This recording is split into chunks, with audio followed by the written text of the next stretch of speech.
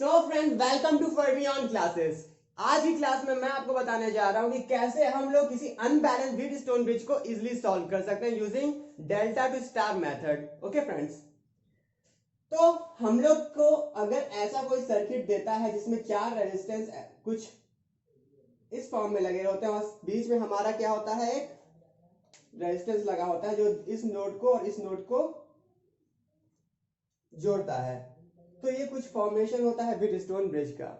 हम लोग का जो बैलेंस व्हीट स्टोन ब्रिज होता है उसकी कंडीशन क्या होती है कि हमारा जो बैलेंस व्हीट स्टोन ब्रिज होता है, अगर मैं इसको P मान लूं, इस रेजिस्टेंस को Q मान लूं, इसको R मान लूं और इसको S मान लूं, तो ये कुछ हो जाएगा P by Q equal to R by S। ये कंडीशन होती है किसी बैलेंस व्हीट स्टोन ब्रिज की। आइए इस कंडीशन को फॉलो करते हैं। तो 2/6 इक्वल टू, अगर मैं 4/4 करूं यहां पे, तो क्या ये बैलेंस होगा?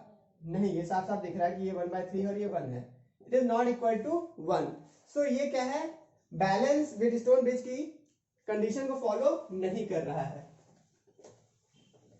इसका मतलब इसको सॉल्व करना थोड़ा सा टफ होगा, बिकॉज हमारा ये रेजिस्टेंस यहाँ पे ओपन सर्किट नहीं होने वाला है।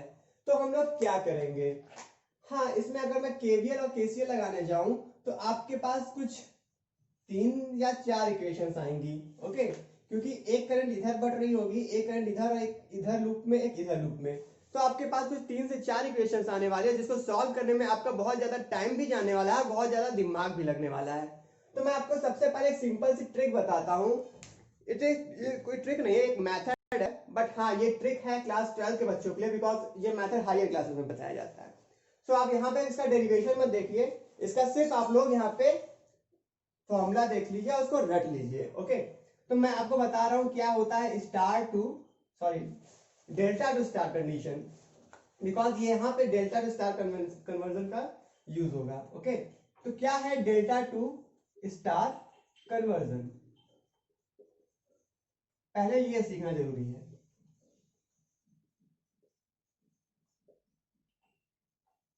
जब भी हमारा 3 रेजिस्टेंस कुछ इस फॉर्म में लगा हो, जो भी कुछ ट्राइंगुलर फॉर्म बना रहा हो, या फिर कुछ ऐसा हो जिसमें इसका पॉइंट दूसरे रेजिस्टेंस के पॉइंट से मिल रहा हो और इसका भी दूसरे रेजिस्टेंस से, तो कुछ ऐसा फॉर्मेशन कर रहा हो, तो ये कुछ होता है डेल्टा। ओके, ये कुछ होता है हमारा क्या, डेल्टा। लेट इसको मैं R1 मान लूं, इसको मैं R2 मान लूं और इसको अगर मैं R3 मान लूं, तो ये आपका क्या है, डेल्टा फॉर्म कर रहा है। अब मुझको इसको कन्वर्ट करना है किसी स्टार में, तो स्टार कैसा बनेगा, मैं यहाँ पे एक इसी के अंदर में इमेजिन करता हूं कि मेरे पास कोई स्टार है। ओके, मैं इसी में स्टार बनाता हूं, ये आपका नोड है और ये यहाँ का वोल्टेज जो प्रीवियस वोल्टेज था वही होगा, वो और जो यहाँ पे भी वोल्टेज था वो पहले का जो वोल्टेज था वही होगा। वोल्टेज में कोई चेंज नहीं होगा, हाँ बस रेजिस्टेंस में चेंजेस आएंगे। लेट यहाँ पे आर ए हो जाएगा, यहाँ पे आर बी हो गया या फिर आर सी हो गया। तो इसका फॉर्मूला आपको याद करना होगा। आर ए यहाँ पे जो होगा, आर ए होगा, कोई बहुत टफ फॉर्मूला नहीं है। जो आर ए रेजिस्टेंस, जो आप ये रेजिस्टेंस देख रहे हो, वो क्या हो जाएगा, R1, जो उसके आर ए के साइड में 2 रेजिस्टेंस लगे होंगे, उसका multiplication by sum of all three resistances. तो ये क्या हो गया, R1 into R3। R A के साइड में क्या है, 2 रेजिस्टेंसेस, R1 है और एक साइड में R3 है, तो multiplication of R1 into R3 upon R1 plus R2 plus R3। Okay, अब मैं अगर RB की बात करूं, जो कि ये रेजिस्टेंस है RB, जो कि ये रेजिस्टेंस है, इसकी वैल्यू क्या हो जाएगी, R1 इंटू R2, जो कि दोनों साइड में है। तो RB हमारा हो जाएगा, RB जो हमारा हो जाएगा वो हो जाएगा R1 into R2 upon R1 plus R2 plus R3। Okay, और अगर मैं RC की बात करूं, जो कि ये रेजिस्टेंस है, ये हो जाएगा R2 into R3 upon R1 into R3 upon R1 plus R2 plus R3। Okay, तो इसका आप लोग स्क्रीनशॉट ले लीजिए। अब अगर हम लोग अपने क्वेश्चन की बात करें तो हमारे क्वेश्चन में कुछ दो डेल्टा फॉर्म हो रहे हैं, एक डेल्टा ये बन रहा है और एक डेल्टा ये बन रहा है। तो इस डेल्टा में, दोनों डेल्टा में हम लोग किसी एक डेल्टा को क्या करते हैं, स्टार में कन्वर्ट कर लेते हैं। तो मैं इस वाले डेल्टा को स्टार में कन्वर्ट करता हूं। सबसे पहले स्टार में कन्वर्ट करने के लिए मैंने क्या बताया, अंदर हम लोग रेजिस्टेंस स्टार में क्या कर लेते हैं, इमेजिन कर लेते हैं। लेट ये समथिंग ए है, ये बी है, ये सी है, ये डी है और ये ओ है। तो एओ को मैं R1 मान लेता हूं, बीओ को मैं R2 मान लेता हूं और डीओ को मैं R3 मानता हूं। ओके फ्रेंड्स, अब क्या है, R1 इक्वल टू क्या होगा, R1 इक्वल टू मैंने बताया कि अगर यहाँ स्टार डेल्टा को स्टार में कन्वर्ट करते हैं तो जो R1 होता है, जो भी रे रेजिस्टेंस होता है, वो क्या होता है, मल्टीप्लीकेशन ऑफ साइड के दो रेजिस्टेंस। ओके, तो साइड के R1 साइड में क्या है, अगर कुछ नहीं देखना तो आप देख लो कि जहां पे ये रेजिस्टेंस का क्या है, जंक्शन में जो नोड मिल रहा है वहां से दो रेजिस्टेंस कौन कौन से जा रहे हैं, उन्हीं दोनों रेजिस्टेंस का मल्टीप्लिकेशन। तो यहाँ पे क्या है, 2 का multiplied by 6, that is 2 into 6 upon में summation of all the three resistances, that is 8 plus 6 plus 8 plus 6 plus 2 ohm, that is equal to 14 plus 16, that is 3 by 4 ohm। Okay, ये आपका R1 की वैल्यू आ गई। अब हम लोग बात करते हैं R2 की।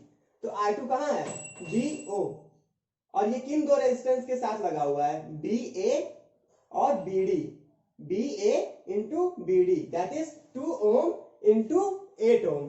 ठीक है, 2 into 8 अपॉन सारे का सम क्या होगा, 16, that is 16 by 16, that is equal to 1 ohm, that is equal to 1 ohm। तो R2 की वैल्यू आ गई, R1 की वैल्यू हो गई हमारी 3/4 और R2 की वैल्यू हो गई हमारी 1 ohm। अब हम लोग क्या बचा, R3 बचा। ओके, जो कि क्या है, DO। डी पॉइंट पे हमारे दो रेजिस्टेंस कौन कौन से लगे हैं, डी ए लगा हुआ है और डी बी लगा हुआ है, डी ए लगा हुआ है और क्या, डी बी लगा हुआ है।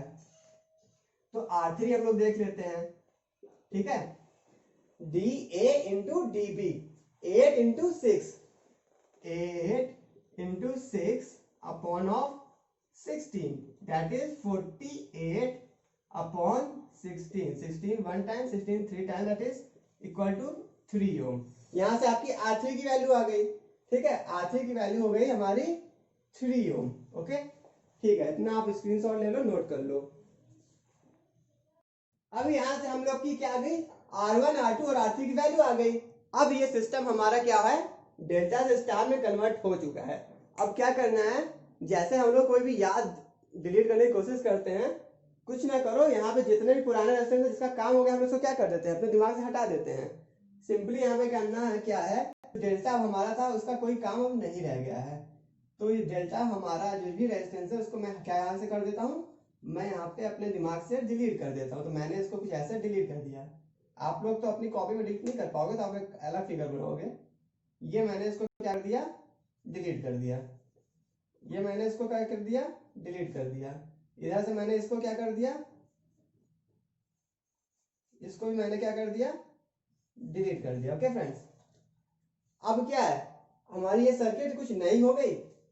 अब क्या है, यहां से जो करंट जा रही होगी वो एक इधर जा रही होगी, एक इधर बढ़ रही होगी। तो ये दोनों क्या होगा, पैरेलल में होगा। और ये जो सेम करंट है वो सेम करंट इधर जा रही होगी भाई, और कहीं तो कुछ जाएगी नहीं। जो भी करंट है इस रेजिस्टेंस से जा रही है वो भी इसी रेजिस्टेंस से जाएगी। और यहाँ पे भी जो करंट जा रही होगी, मान लीजिए I1, इसको मान लीजिए, इसको I2 माने, तो इधर भी जो I1 जा रही है वो भी यहाँ पे भी I1 जा रही होगी। तो ये दोनों क्या है, सीरीज में है। तो मैं अगर इसका इक्विवेलेंट सर्किट अब बनाऊं तो इसका इक्विवेलेंट सर्किट कुछ कैसा बनेगा, कुछ ऐसा बनेगा। एक रेजिस्टेंस, ये जो रेजिस्टेंस है वो लगा हुआ है 3/4 ओम का। ठीक है, 3/4 ओम का, उसके साथ यहां पे दो रेजिस्टेंस लगे हुए हैं, ऊपर लगे हुए हैं दो रेजिस्टेंस, नीचे भी दो रेजिस्टेंस। ओके, मैं अभी आपका ये वोल्टेज सिस्टम हटा देता हूँ, उसका कोई यूज नहीं है, सिर्फ इक्विवेलेंट रेजिस्टेंस निकालना बता रहा हूँ। तो यहाँ पे कितना है, R2 की वैल्यू 1 ओम की है, ये हो गया आपका 1 ओम, और ये आपका 4 ओम, यहाँ पे आपका 3 ओम और 4 ओम, ये दोनों क्या है, सीरीज में है। तो ये इक्विवेलेंट क्या होगा, सीरीज में क्या हो जाता है, सीरीज में हमारे रेजिस्टेंस ऐड हो जाते हैं। 3/4 ओम, ये आपका हो गया 5 ओम, और ये आपका हो गया कितना, 3 + 4 दैट इज 7 ओम। कुछ ऐसा बन गया। पैरेलल का फॉर्मूला हम लोग का क्या होता है, अगर हमको पैरेलल का इक्विवेलेंट निकालना होता है तो वो होता है R1 × R2 upon R1 + R2। Okay, ये कुछ पैरेलल का फॉर्मूला होता है। ये दोनों रेजिस्टेंस हमारे क्या है, पैरेलल में है, तो इसकी वैल्यू क्या होगी, अगर मैं सिर्फ इतने की बात करूं पॉइंट ऑफ एक्स और वाई की, तो R of XY क्या होगा, R of XY होगा 5 × 7 multiplication of two resistance into upon divided by sum of two resistance, that is 35/12। Okay, 35/12 ohm हो जाएगा R of XY। तो ये सर्किट हमारी कुछ कैसी बन जाएगी, अब जो हमारी इक्विवेलेंट सर्किट आएगी वो हो जाएगी कुछ ऐसी। ओके, ये कुछ ऐसी हो जाएगी, एक रेजिस्टेंस, उसके सीरीज में दूसरा रेजिस्टेंस, और यही है हमारा आर इक्विवेलेंट। ये 3/4 ओम था और ये था हमारा 35/12 ओम। ओके, ये हम दोनों का क्या है, सीरीज में है, तो इसकी वैल्यू क्या हो जाएगी, आर इक्विवेलेंट इक्वल टू हो जाएगा 3/4 + 35/12, दैट इज इक्वल टू, हम लोग 12 एलसीएम अगर ले लेते हैं तो 3 3 जा 9 + 35, that is equal to 44/12, that is 4 3 या 4 11 इज इक्वल टू 11/3 ओम। तो हमारा जो आर इक्विवेलेंट की वैल्यू हो जाएगी वो क्या हो जाएगी, 11/3 ओम। तो यही थी आपकी सिंपल सी ट्रिक, जिससे आप लोग अनबैलेंस बीट स्टोन ब्रिज को इजीली से इजीली और जल्दी से जल्दी सॉल्व कर सकते हो, कम से कम कैलकुलेशन के साथ। तो कैसी लगी ये ट्रिक आपको, जल्दी से कमेंट सेक्शन में बताओ। हाँ, अगर आपको दिक्कत आई है स्टार टू डेल्टा में तो वो भी आप कमेंट सेक्शन में बताओ, मैं एक क्लास सिर्फ स्टार और डेल्टा की भी ले सकता हूँ। Okay friends, so thank you.